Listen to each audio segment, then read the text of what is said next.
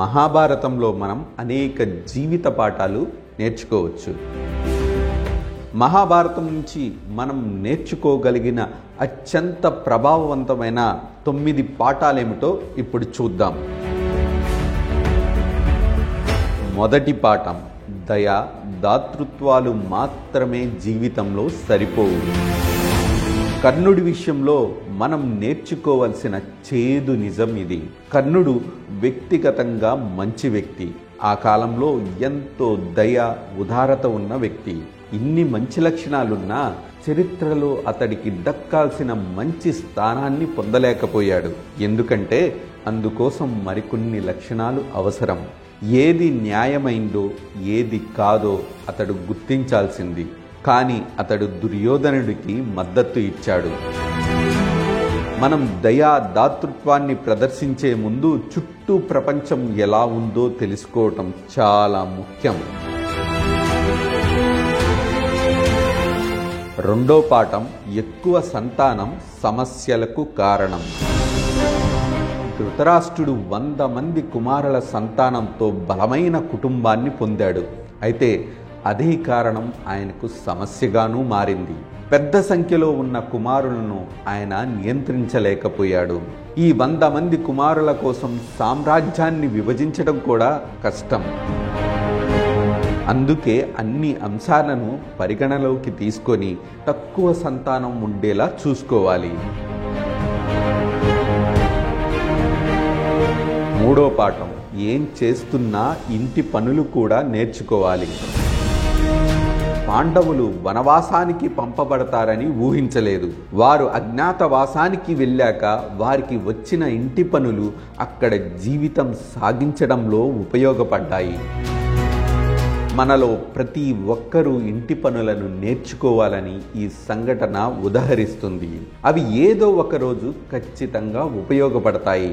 Covid మహమ్మారినే పరిగణలోకి తీసుకుంటే ఇంటి పనులు తెలిసిన వారు సొంతూళ్లకు దూరంగా ఉన్నా సంతోషంగా ఉండగలిగారు. నాలుగో పాఠం, అతిగా భావోద్వేగాలకు గురి కావటం మంచిది కాదు. జీవితం అనేక సంఘటనలు, భావోద్వేగాల సమ్మేళనం. ఈ 2 అంశాలను సమర్థంగా సమన్వయం చేసుకోగలిగితే జీవితంలో ఖచ్చితంగా గెలుస్తారు. ధృతరాష్ట్రుడికి అలాంటి పరిస్థితి లేదు. కుమారుడిపై ప్రేమ ఆయన నైతికత తప్పేలా చేసింది. దుర్యోధనుడి ఆవేశం, దుష్టాలోచన యుద్ధానికి దారి తీయటానికి కూడా కారణం ఇదే. ఐదో పాఠం, నిరంతర అధ్యయనం ముఖ్యం. పాండవుల్లో అర్జునుడు జీవితంలో ఎప్పుడూ నేర్చుకోవటం ఆపలేదు. ద్రోణాచార్యుడి మార్గదర్శకత్వంలో అతడు జీవితాంతం ఎన్నో విషయాలు నేర్చుకుంటూనే ఉన్నాడు.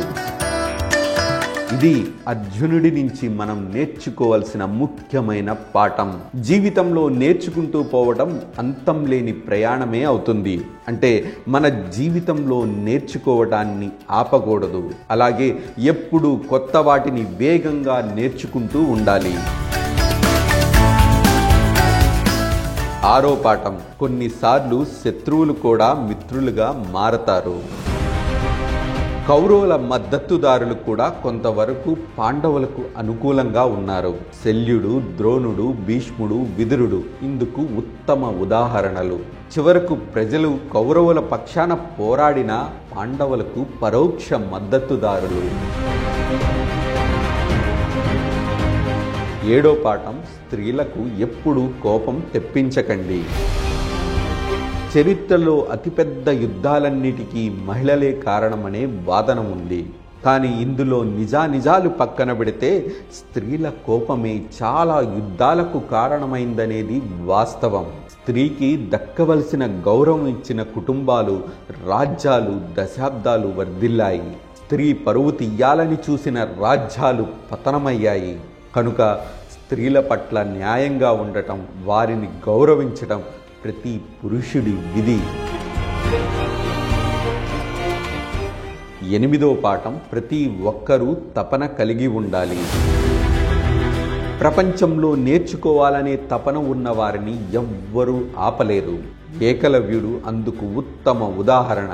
ద్రోణాచార్యుడు అతడు వేలు కావాలని అడగకపోతే అర్జునుడిని సులభంగా గెలవగలిగిన విలుకాడు ఏకలవ్యుడు. 9వ పాఠం, సరైన వ్యూహం జీవితాన్ని నడిపిస్తుంది. శ్రీకృష్ణుడికి మాస్టర్ ప్లాన్ లేకపోతే పాండవులు యుద్ధంలో గెలవలేరు. జీవితంలో విజయాన్ని పొందటానికి మంచి వ్యూహం, సరైన ప్రణాళిక ఉండటం ముఖ్యమైన అంశమని గుర్తించండి. సరైన వ్యూహంతో జీవితంలో విజయాలు సాధించండి. మహాభారతం మనకు బోధించే అపరిమితమైన పాఠాల్లో ఇవి కొన్ని మాత్రమే. మహాభారతంలో అనంతమైన శక్తి, అపరిమితమైన పాఠాలు ఉన్నాయి. మనం లోతుగా అన్వేషిస్తే ఇది అంతం లేనిదని అర్థమవుతుంది. మీలో స్ఫూర్తిని నింపి మీ విజయాలకు దోహదపడే మరిన్ని కథనాల కోసం ఛానల్ని సబ్స్క్రైబ్ చేయండి, లైక్ చేయండి, షేర్ చేయండి. మీ విలువైన అభిప్రాయాన్ని కామెంట్ రూపంలో తెలియచేయండి.